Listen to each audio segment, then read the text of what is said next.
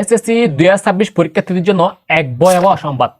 Board হঠাৎ করে 11টি আতঙ্কজনক নির্দেশনা জারি করেছে। এগুলো শিক্ষার্থীদের মনে খুবই বিভীষিকা সৃষ্টি করবে। যারা পড়ালেখা করছে তাদের জন্য খুবই ভালো, আর যারা পড়ালেখা করেনি বা করতেছে না তাদের জন্য খুবই আতঙ্কজনক। এখানে কয়েকটা ভালো দিক রয়েছে এবং নিউজটা আজকে প্রকাশ করেছে, নোটিশটা আজকে প্রকাশ করেছে। তোমরা শিক্ষা বোর্ডের ওয়েবসাইটে ঢুকলেও পাওয়া যেতে পারো এবং বিভিন্ন চ্যানেলগুলো এটা নিয়ে নিউজ করেছে। আমরা যদি সেই নির্দেশনাগুলো একটু দেখি, এখানে বলছে 1 নম্বর, প্রতিটি কক্ষে সিসিটিভি ক্যামেরা স্থাপন, অর্থাৎ প্রতিটি কেন্দ্র না, প্রতিটি কক্ষে সিসিটিভি ক্যামেরা। অর্থাৎ তোমরা যে পরীক্ষা দেবা, এই পরীক্ষার কক্ষের রুমের মধ্যে প্রতিটি কেন্দ্রের সামনে পেছনে সিসিটিভি ক্যামেরা লাগাতেই হবে। জরুরি মানে এটা না করলে হবে না। শিক্ষা যারা কেন্দ্রের দায়িত্ব আছে তাদের উপর একটা চাপ সৃষ্টি করবে, তাদেরকে শাস্তি দেবে তারা যদি এগুলো না করে, দায়িত্বগুলো পালন না করে। 2 নম্বর, অচলে ক্যামেরা সচল করার নির্দেশ। অর্থাৎ অনেক কেন্দ্রের মধ্যে বোর্ডের সময় সিসি ক্যামেরা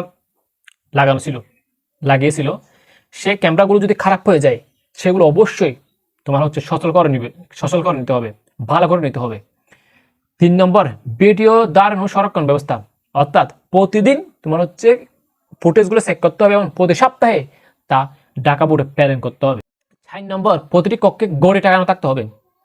এটা একটা খুব ভালো দিক। আমরা যখন পরীক্ষা দিয়েছি কেন্দ্রের মধ্যে তোমার গড়ে ছিল না, অনেক সময় অনেক খারাপ গার্ড পড়তো, টাইম জিজ্ঞেস করলে বলতো না। মানে তোমার ভালো করে প্রিপারেশন নিলেও হবে না, তুমি ভালো করে লিখতে পারলেও হবে না, তোমার টাইম মেনটেন করে তোমাকে লিখতে হবে, ফুল আনসার করতে হবে, নাহলে তুমি ভালো আনসার 1+ কোনোদিন তুলতে পারবে। এরপর আমাদের স্থানীয় প্রশাসনের সঙ্গে পরামর্শক্রমে পরীক্ষার কেন্দ্রে নিরাপত্তা রক্ষার্থে পর্যাপ্ত নিরাপত্তা বাহিনীর সদস্য মোতায়েন। অর্থাৎ পরীক্ষা কেন্দ্রের মধ্যে পরীক্ষার কেন্দ্র সুরক্ষার্থে সেখানে পুলিশ প্রশাসন নিয়োগ করতে হবে। 6 নম্বর, কেন্দ্র সচিব ব্যতীত পরীক্ষা হলে কোনো শিক্ষার্থী যাতে ফোন ব্যবহার করতে না পারে। শুধু কেন্দ্র সচিব, এমনকি পরীক্ষার গার্ড পর্যন্ত তোমার মোবাইল ব্যবহার করতে পারবে না, এটা বলে দিছি। আর যদি তোমার এই আদেশগুলো পালন না করে তাদের বিরুদ্ধে ব্যবস্থা নেবে। 9 নম্বর, পরীক্ষার কেন্দ্রে নিশ্চিত করতে হবে পরিষ্কার পরিচ্ছন্নতা ও পর্যাপ্ত আলো বাতাস। আমরা এর আগে দেখেছি অনেক সময় পরীক্ষার কেন্দ্রের মধ্যে কি থাকে না, আলো থাকে না। আলো না থাকার কারণে শিক্ষার্থীরা ভালো করে লিখতে পারে না এবং তোমার পর্যাপ্ত বাতাসের কারণে, এখন তো গরমকাল, তোমার একদম শিক্ষার্থীরা সুন্দর করে তার উপরে এত ছাদ দিকে সিসি ক্যামেরা এদিকেও ধরতে পারবে না, এদিকেও পেতে পারবে না। তারপরে তোমার যদি আলো না থাকে, বাতাস না থাকে, এটা একটা ভালো দিক, খুবই ভালো দিক। এটার জন্য আমি ধন্যবাদ জানাই শিক্ষামন্ত্রীকে। 10 নম্বর, যথাযথ প্রতিপালন করতে হবে শিক্ষা বোর্ডের নির্দেশ ও কেন্দ্র সচিবদের দায়িত্ব।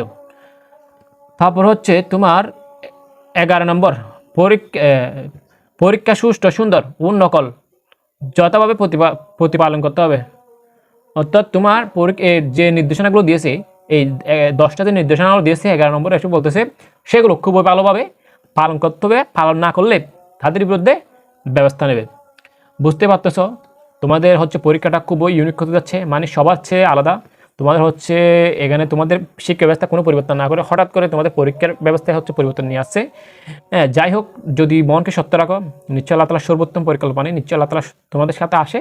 এবং তোমরা ভালো সাজেশন যদি ফলো করো, ভালো সাজেশন ফলো করলে এত পড়া, বইয়ের মধ্যে এত পড়া, এতগুলো পড়া কেউই পড়ে জীবন শেষ করতে পারবে? বিলিয়ন টপার কেউ শেষ করতে পারবে না।